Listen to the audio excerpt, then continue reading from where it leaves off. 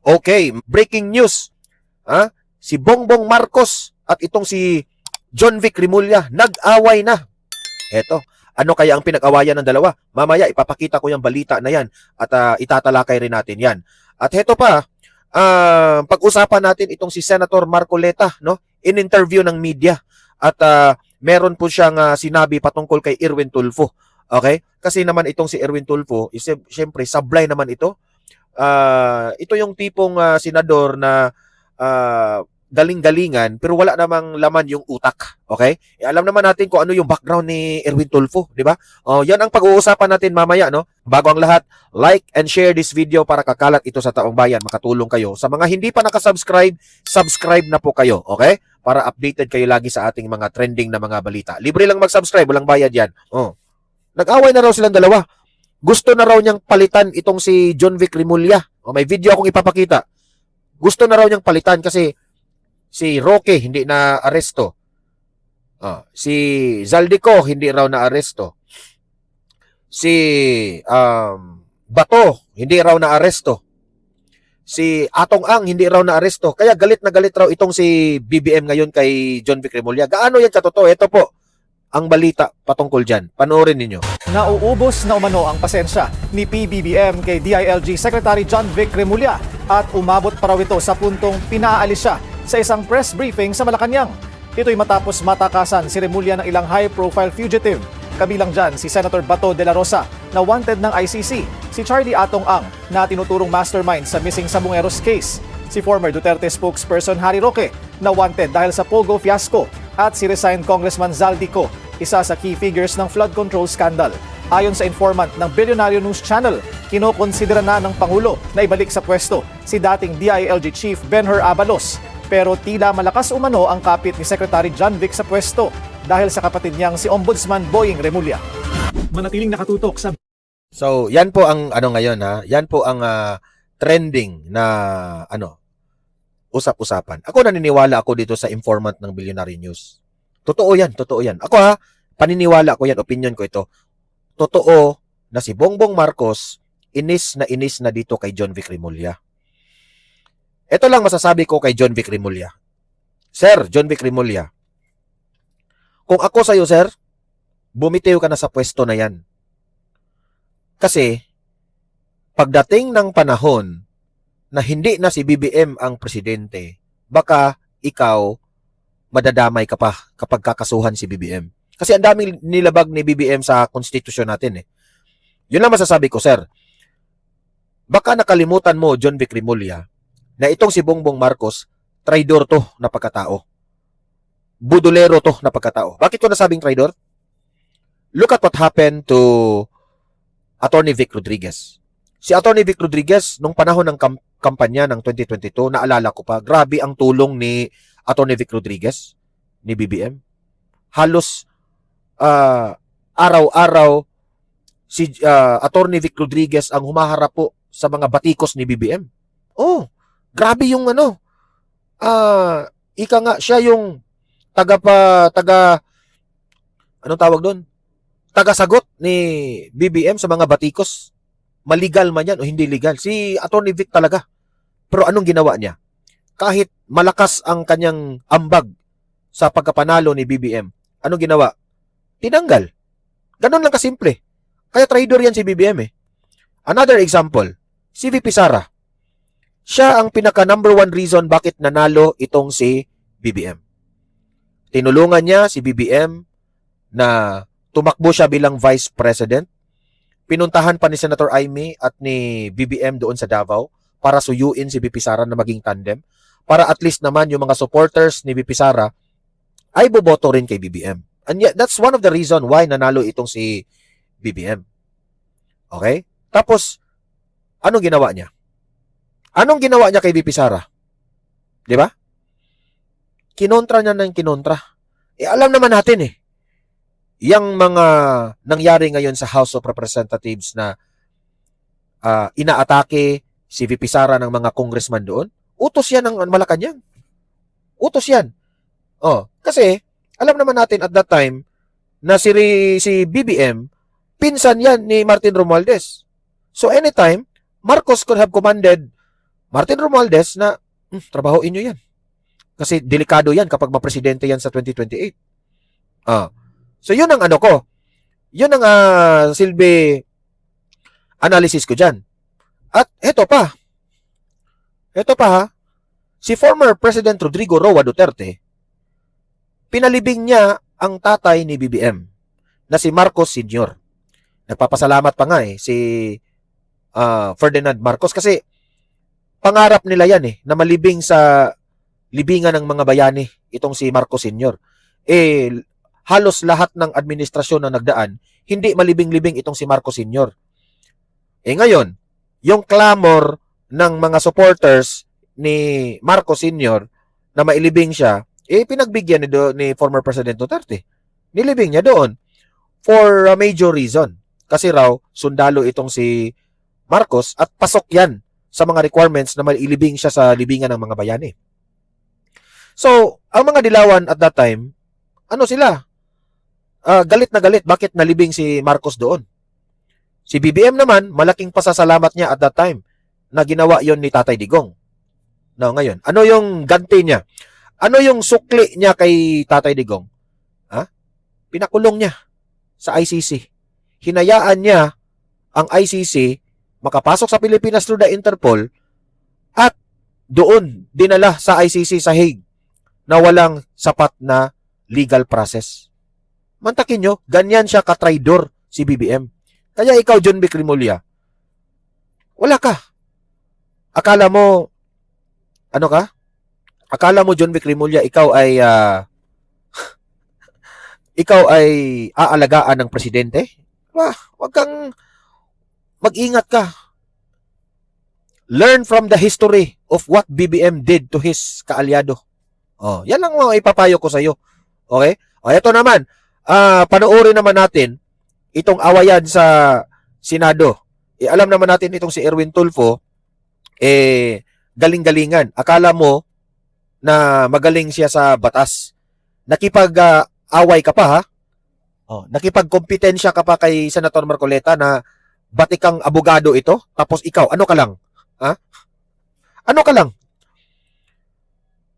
Newscaster? O radio commentator ka lang? Makipagdebate ka rito?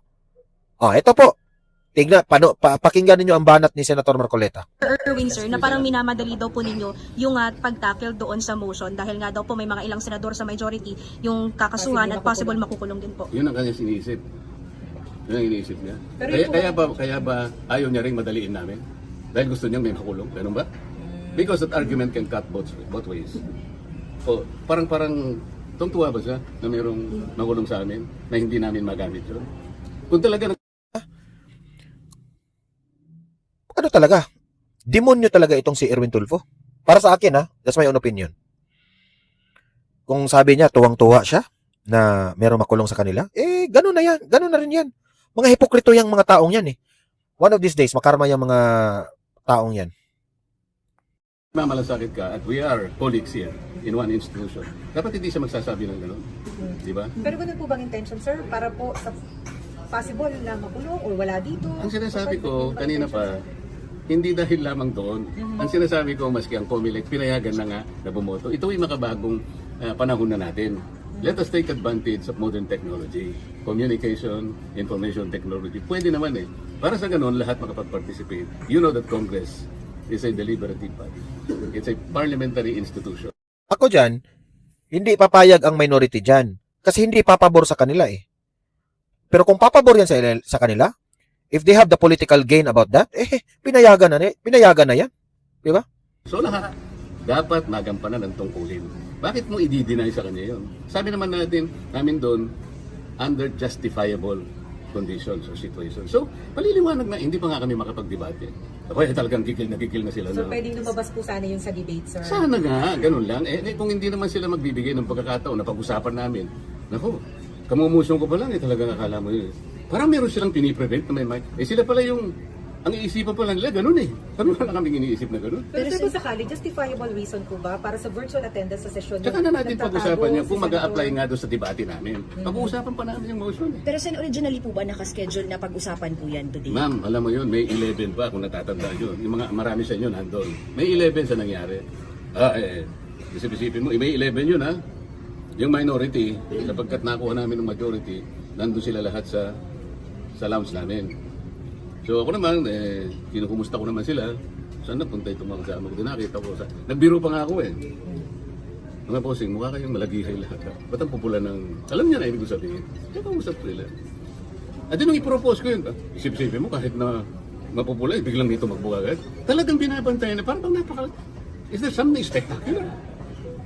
Yun ang ano, yun ang problema. Bakit parang napaka-special sa inyo? Parang bakit takot na takot ka ba kayo na i-amend natin ito? Ayaw ba ninyong i-take advantage sa modern technology? Ano ba tayo? Panahon pa ba tayo ng medieval age? Andito na yung technology. At sisihin natin ng COMELEC. Kayo naman. Pati internet ginagamit na ninyo. Pero sir, di ba Ganyan. magbibigay ng special favor sa ibang senador? Kasi kayo able... They could say that. Pero wag dapat silang mag-speculate. Payagan muna nila yung aming trabaho, deliberative body, parliamentary body. Ang problema, kayo alam niyo, meron isang dyan, tatayo. Pag in-interpolate mo, tatakbo. Kung ngingiti ka, kilala mo, di And ba? you're referring to... Ikaw na, kilala mo sila. Tatayo siya. Pag gusto mo siyang interpolate, tatakbo siya dun sa lounge, o kaya aakyat siya, ang karamihan mong ginagawa, pupunta siya sa inyo. Interview rito, interview doon. Hindi po ganun ang Congress. Hindi po ganun ang Senate. Either nakidebate ka, kung ayaw mo makipagdebate, you have no right to become a senator of this republic. Kung mag-walk out ka, kayo po. E ngayon po, baka ang iniisip nila ngayon, parang kami na naman ang masama. Hindi po kami nag-walk out. You just imagine this. Hindi ba kami mga mature na tao na pag-usapan namin ito? Binoto po kami para pagdebatihin ang lahat ng bagay. Bakit ka mag-walk out? Bakit ka mag-walk out? Yung mandato bang binigay sa iyo ng bayan, hindi importante sa iyo. Natatakot ka bang makipagdebate? Yun ang problema nila eh. Kami po hindi kami Yan, actually, yan rin ang naisip ko eh. Bakit kayo mag-walk out na binayaran kayo ng taong bayan through our tax o pinagsiswelduhan kayo ng tax ng taong bayan para gumawa ng batas dyan, para magdebate dyan kung ano man ang pakay ninyo dyan sa Senado. Now, demokrasya tayo. Kung sino yung nakakarami, irespeto natin. Yan naman talaga ang meaning of democracy. Di ba? So bakit ngayon magwo-walk out kayo kung hindi kayo sang-ayon sa pinagdidebatihan ninyo? So you're a sore loser talaga. Di ba? Instead na i-defend mo ang ipinaglalaban mo, pero anong ginawa mo? Tinalikuran mo. So anong tawag nyo doon? Loser. Di ba? Oh, ituloy nyo yan. Pagdidebatihan nyo yan. Halatang halata na sila eh. Yan lang ang lagi kong sinasabi. Ang katotohanan ay mananaig talaga. Ayaw nila na kasi makakaboto yung mga aarestuhin. Plano nila yan eh. Arestuhin si Joel Villanueva, Robin Padilla, si Jinggoy Estrada. Wala na rin si Senator Bato. Lahat na lang siguro ng majority. Ipa-aresto nyo lahat para kayo na ang manalo. Para tapos ang lahat. Mga kayo eh. Gagawa pa kayo ng mga bagay na para lang matupad yung mga gusto ninyo. Di ba? Hindi kami yung gumagawa. Hindi kami nag-uumpisa nito. So they just walk out and then they question the quorum. What do you think? Pero sir, your comment No, what do you think? Your comment Teka muna. They walk out and somebody was left to just move to adjourn. What do you think? Dahil wala pang quorum. Sila nga nagbigay ng condition pa mawala ang quorum. So, plano nila yun eh. So what do you think? So what do you think, sir? Kasi kayo ang magbubutuhan. What kayo, ako na, siyempre, kailangan naman magtanong naman ako sa inyo. Hindi naman ko palagi Hindi lang namin kami. pwede ikaw ng sarili namin. Kayo po No, yung namin sa report I am not namin. asking you as a reporter, but a patriotic citizen of this republic. Lahat tayo kasama rito. Gusto ko makita nyo yung distinction. Salamat po sa inyong lahat. Sir Erwin, sir, na parang minamadali daw po ninyo yung pag-tackle doon sa motion dahil nga daw po may mga ilang senador sa majority yung kakasuhan at possible makukulong din po. Yun ang kanyang iniisip. Yun ang iniisip niya. Pero Kaya ba ayaw niya rin madaliin namin? Dahil gusto niyang may makulong. Ganun ba? Bumalik na yan ha. So, very obvious. No? Grabe nga yung pag-walk out ni Erwin Tulfo, binanggit pa niya. Minadali nila yan. Kasi alam nilang may makukulong. Kung tutuusin pa nga, isasalba nyo sana itong mga kapwa ninyo mga senador. Pero parang ikinatuwa pa ninyo na aarestuhan itong mga senador.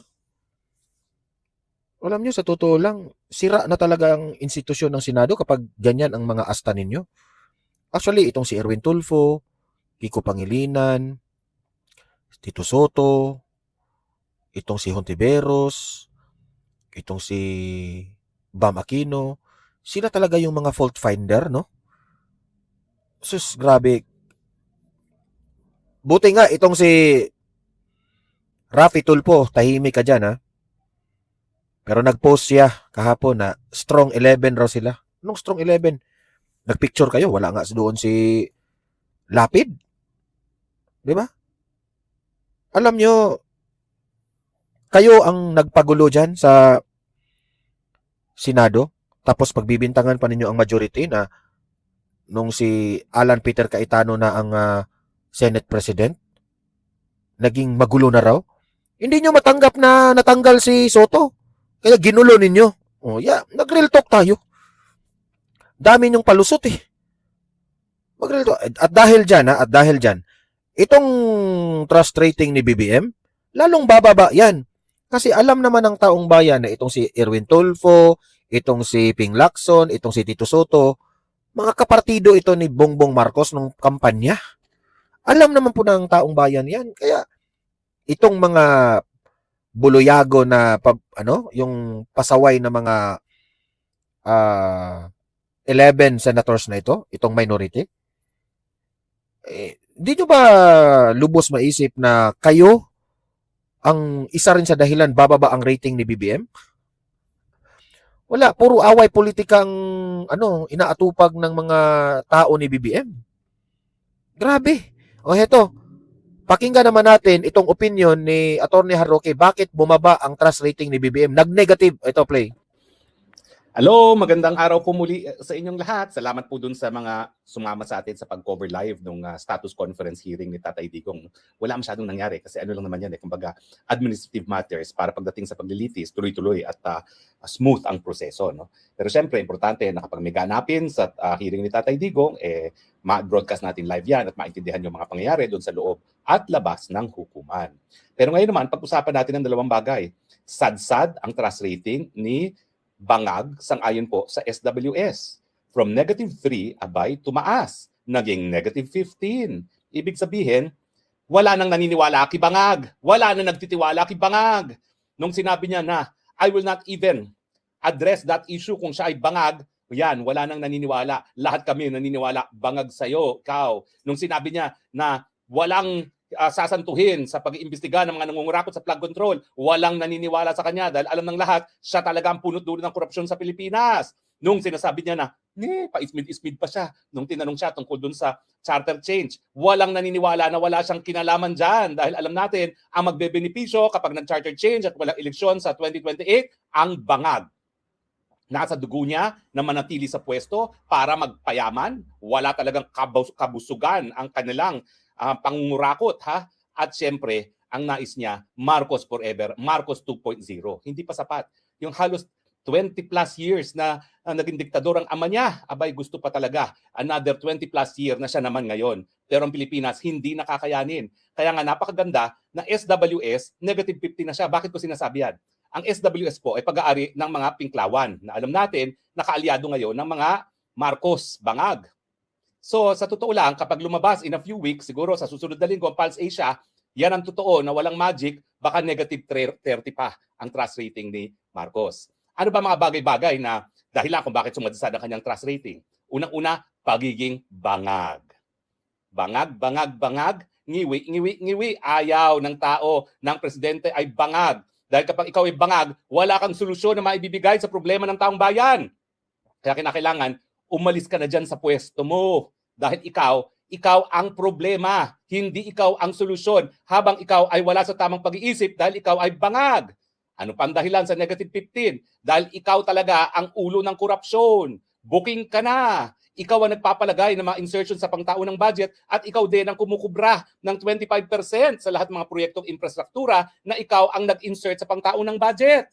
At siyempre, yung confidential fund na linalapa in excess of 5 billion annually na walang nakatingin at walang nakakaalam kung paano mo binubulsa yan.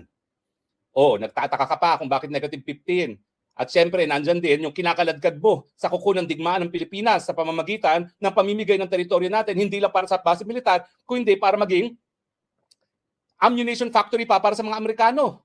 Ano yung sinasabi nila na security zone na ang iiral ay Batas Amerika at ang magpapatakbo ay mga Amerikano? Wala pong legal na basihan yan. Ang legal na basihan lamang para magkaroon ng mga base militar rito ay sa pamamagitan ng tratado. Wala naman tratado yan. Sinasabi nila na investment lang daw yan. Investment, bakit hindi umiiral ang batas Pilipino sa loob ng investment zone na yan? Ang gagawin po nila, yung mga microchips na kinakailangan nila para sa kanilang mga bomba, ililipat nila galing Taiwan papunta rito. Dahil pagka nagkaputukan sa Taiwan, mawawala ang kanilang mga supply ng mga microchips para sa kanilang mga bomba. Ganyan po yan. Ibig sabihin, kapag nagkaroon ng gera, tatargetin din ng mga kalaban ng Amerika yung ammunitions factory na gagawin dyan sa Subic. Yan ang pang-apat na dahilan. Ano pang mga dahilan? Pang-5, walang tigil na pagtaas sa presyo ng bilihin at huwag yang sisisihin ang putukan sa gitnang silangan. Dahil bago pa nagputukan, talaga namang problema na ang inflation sa Pilipinas, pinalala lang. At dahil nga wala siya sa tamang pag-iisip, wala tayong solusyon dito sa napakatindi ng problema na pagtaas sa presyo ng bilihin. Pang-6, kakulangan ng trabaho, natural.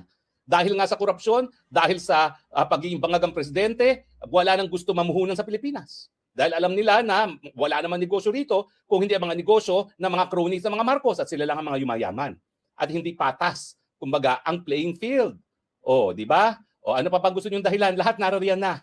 Lahat ng kamalasan sa buhay ng Pilipinas, kagutuman, kawalang ng hanap buhay, mataas sa presyo ng bilihin, lahat yan, maitatrace natin dahil kay Marcos bangag, dahil in the first place, siyang dapat nagbibigay ng solusyon. Walang solusyon na naibibigay.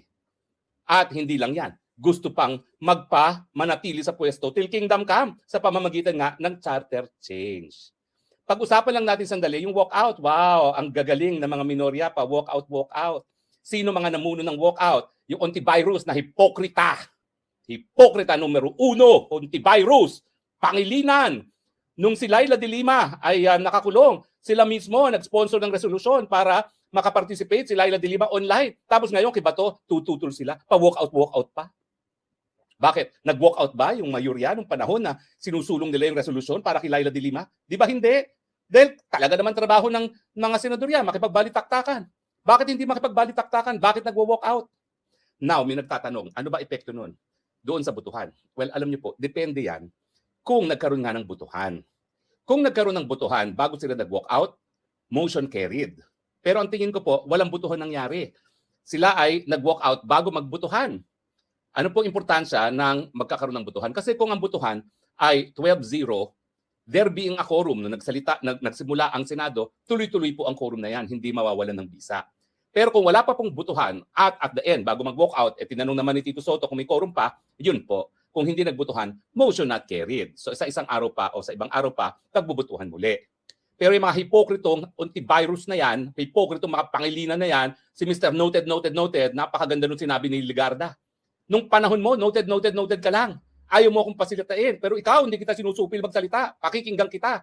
Kaya lang, huwag kang sasabay habang nagsasalita ako. Di ba? Naku, supalpal ang pangilinan na yan. Mga hipokrita.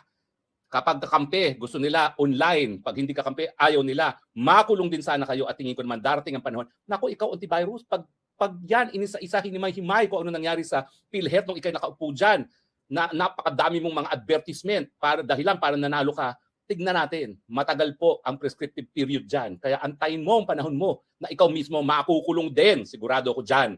Makakarma ka sa lahat ng mga pinagagawa mo, Ontivirus, numero 1, hipokrita. Abay, nakikipagbalitaktakan pa sa abogado. Totoo namang wala alam sa batas. Lahat naman ang alam niya na sinasabi sa Senate floor ay meron siyang binabasa. Index card o di naman kaya yung telepono niya. Yung kanyang chief of staff ang taga-sulsul sa kanya kung anong sasabihin. Para sa mikropono ng kanyang chief of staff, "Hoy, ang binoto ikaw, hindi yung chief of staff mo.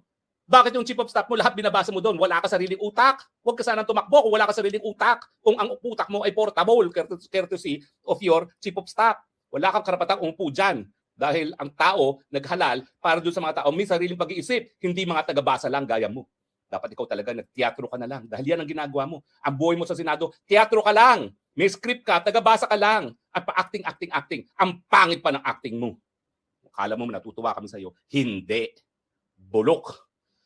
Anyway, salamat po sa patuloy na pagtangkilik sa Spokes Hour, maski paminsan-minsan tayo naka-high blood pressure. At talagang busit na busit naman ako dyan sa minoryang yan, dahil yan ay mga traidor.